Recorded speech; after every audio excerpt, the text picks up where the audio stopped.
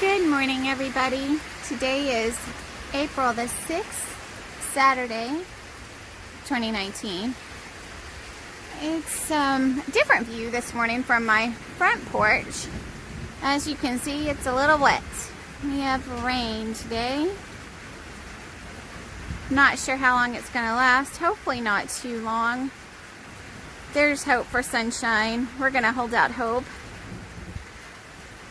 But this does have a little lightning in it, so this could be short and sweet.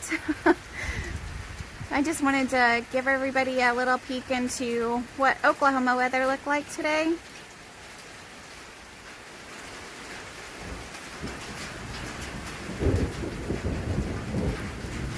I don't know if you can hear the thunder.